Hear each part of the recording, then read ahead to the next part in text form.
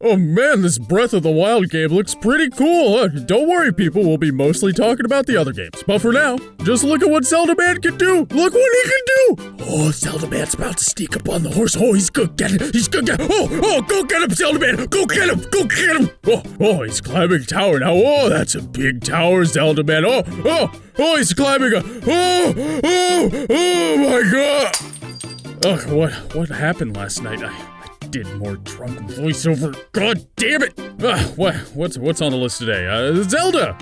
It's about time I made a return to the Legend of Zelda franchise. You guys sure liked our video on Link, so allow me to oblige you. Today's the day we put Zelda under the microscope. And what a gorgeous kaleidoscope of knowledge and color she gives off. Jeez, that's bright. Not now.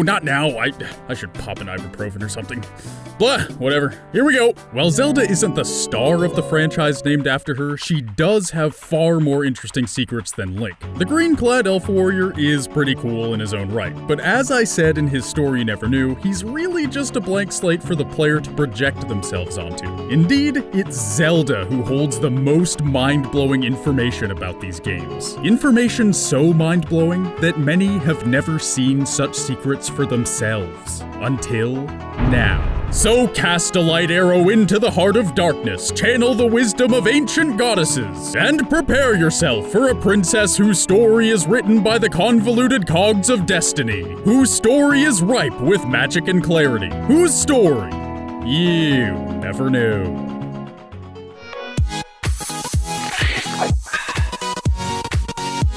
The last time we talked about Link, I referenced Miyamoto in his words about Link being a reflection of his own childhood experiences of wandering through forests, adventuring as a young boy. Clearly, these fond memories are a staple of the Zelda franchise. They form the foundation of the open-world, exploration-touting, coming-of-age whatchamahoosetness that rocketed the Legend of Zelda franchise to the stars, where it floated comfortably in the hearts and minds of gamers, until one day, Skyward Sword pinned it against the floor and creepily tickled it and threatened it unconvincingly. A fate promised to be reversed by Breath of the Wild. But the point, clearly, is that Miyamoto had some interesting things to say about Link. So what's he got to say about Zelda? At first glance on her wiki, we see that Miyamoto was inspired to name Zelda as such because of Scott Fitzgerald's wife, Zelda Fitzgerald. Crushing a little bit, eh, Shigeru? And if he was, who could blame him? Without going into too much detail, Zelda IRL was quite the lady. She was dubbed by her husband as the first American flapper, which basically means she partied hard and was a steam train for social innovation. I won't dwell too much on this connection to Fitzgerald,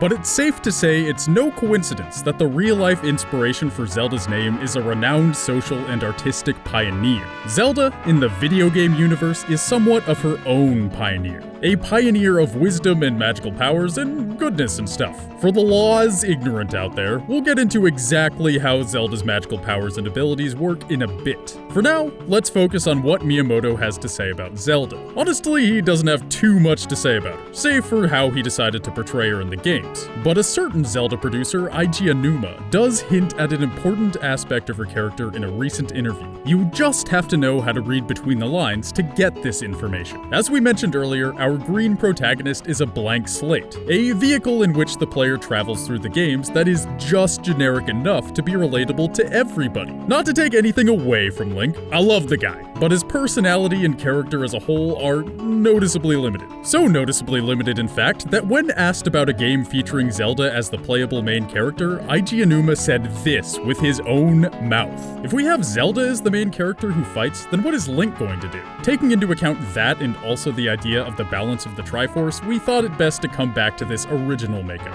In a single utterance of words, Eiji Aonuma has shown us what the character of Zelda is really about, and just what her purpose is compared to Link's. You see, Link is more or less an empty character in terms of the decisions he makes or the actions he does. When he goes on a quest, it's only because of the guidance of those around him, including Zelda. This is to say Zelda is the brains of the operation, the source of wisdom, while Link is the characteristically strong hero who serves a grander purpose. And who's moving the pieces around to achieve said grander purpose? Chessmaster Zelda. And notice how the problem isn't that Zelda is too weak to be the protagonist of her own game. The problem is that Link is too stupid, or at least too blank, to make any high-level decisions for himself.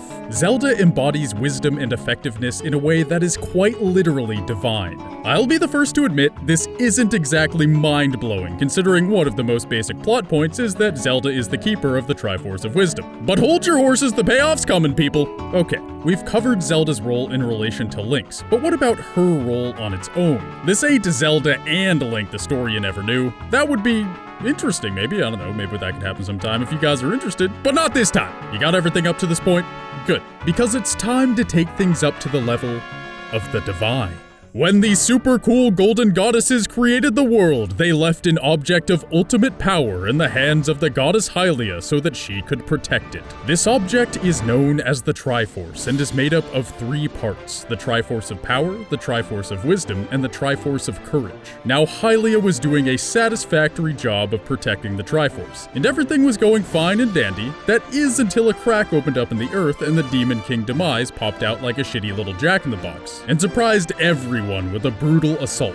Hylia was ultimately able to stop him, but she suffered grave injuries and understood that the seal placed on him would not hold. Something more needed to be done. So Hylia decided to relinquish the defining powers and immortal form that made her a god so that her soul may inhabit the body of a mortal. This is because this little triangle-y thingy is super duper powerful, but can only be used by mortals. Hylia eventually gets reborn, and can you guess who she's reborn as? It's in the title. Congrats! You got it. Zelda. And while this original Zelda is the mortal incarnation of Hylia, her female descendants are often named after her and carry those special Zelda-like powers we've come to know and love. Many of the Princess Zeldas in this bloodline are also given the privilege of holding onto and protecting the Triforce of Wisdom, which has the essence of the goddess Nehru, giving the already intelligent Zelda the ability of divine wisdom and enhancing her mystical abilities. Now, for those of you who are doubting the magnitude of Zelda's awesomeness, let's take a look at some of these games. I mean, the games are called The Legend of Zelda for a reason. Kinda strange when you think about it. We play as Link basically the entire time, but the title says Zelda, which kinda makes sense when you think about it. As we said in our Link video, Link is more or less an empty character which we can use to project ourselves onto. Zelda, on the other hand, is the embodiment of the franchise. She is the catalyst of the story, the character who is the focal point of so many missions due to her direct blood ties to the Triforce and what it stands for. She is the reason why the story is being told, and through her wisdom, we are guided to victory each game. You remember the Ocarina of Time? Of course you do. At the start of the game, Zelda is a very young girl before her teenage years. She's got psychic abilities that allow her to recognize Ganondorf's treachery and predict Link's arrival. If only she could predict the lotto numbers! But sometime after Link and Zelda meet, Link discovers the Ocarina of Time in the moat in front of Hyrule Castle Town. When he touches it, Zelda appears before him in a vision using some sort of telepathy, or what I prefer to call witchcraft. She teaches him the Song of Time so he can get into the sacred realm and take a nice long nap to avoid puberty. He wakes up 7 years later and is confronted by Sheik, aka Princess Zelda, who teaches him more special songs. This ultimately pushes Link in the right direction to defeat Ganon and lock him away, but not without Zelda's magical help in that final battle. Woo! Zelda's a badass! Quite the Hermione Granger, aren't we? But don't go getting up on your high horse just yet, princess. Zelda is super smart, but even smart people can be dumb. Continuing in Ocarina of Time, Zelda is responsible for the oh-so-annoying yet conveniently placed timeline split. She feels bad for forcing Link to sleep through his childhood years, so what does she do? What any reasonable person would do: send him back in time, allowing him to regain his lost 7 years.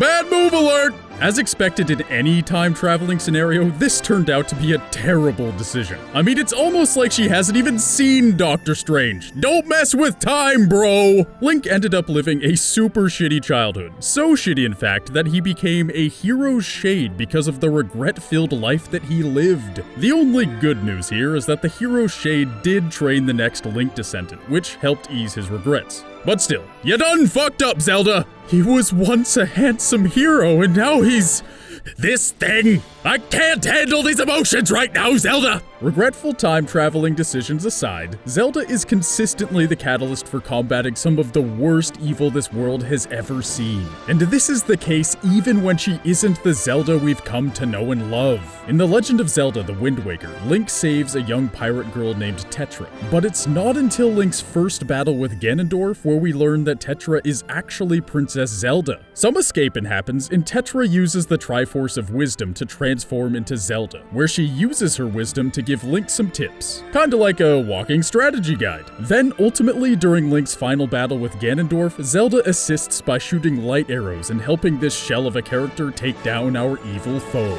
But she doesn't just help and mold Link through these ways, she's a bit skeevier than that. In The Legend of Zelda: Skyward Sword, Link and Zelda are homies. Okay, maybe not just homies. Homies that kinda are into each other a little bit. Toward the beginning of this game, a villain named Girahim tries to capture Zelda, but she is able to escape into the Gate of Time to escape to the past. God damn it, Zelda! I told you, don't mess with time!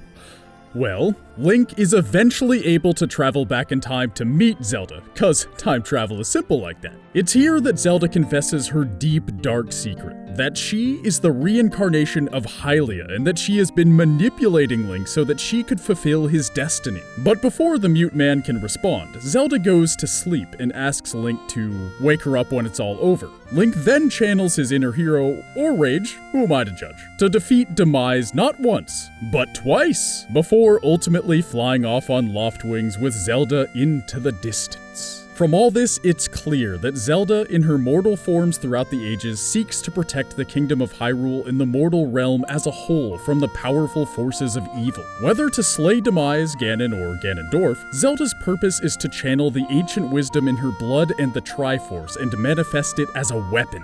Be that weapon something as mundane as good decision-making or something as magical as clairvoyance. Zelda has been walking the walk of benevolent high wisdom since the very beginning, before she even was Zelda. As the goddess Hylia, she sacrificed her divine form to be incarnated in temporary flesh so that she may use the Triforce against the Demon King Demise. That much is clear from the lore. But what was never explained was why she would do such a thing. Of course, Hylia was tasked to look after the Triforce. That was her cosmic destiny given to her by the Golden Goddesses themselves. But in the grand scheme of things, what is it that she wishes to accomplish? Her divine sacrifice was done to save the equivalent of ants. She is a god. We are mortals. Our lives are so comparatively unimportant that it begs the question of why Hylia didn't just phone it in from hyperspace, instead of forever sacrificing her higher state of being for the likes of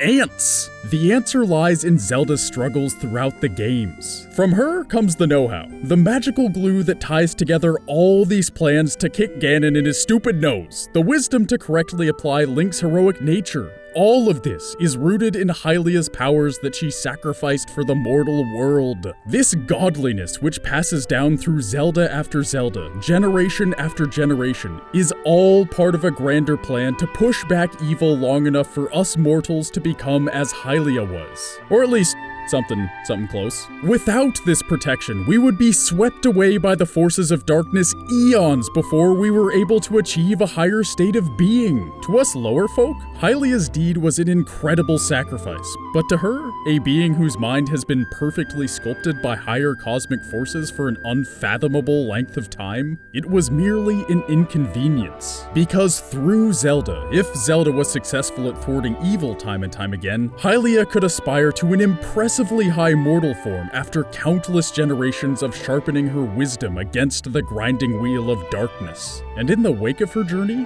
would be us, forever better and monumentally improved thanks to her guidance and protection. It wasn't a total sacrifice, just an eon-long helping hand. And that's the story. You never knew. Now I know what you're thinking, Zelda's cool and all, but you know what would make her cooler? Free stuff.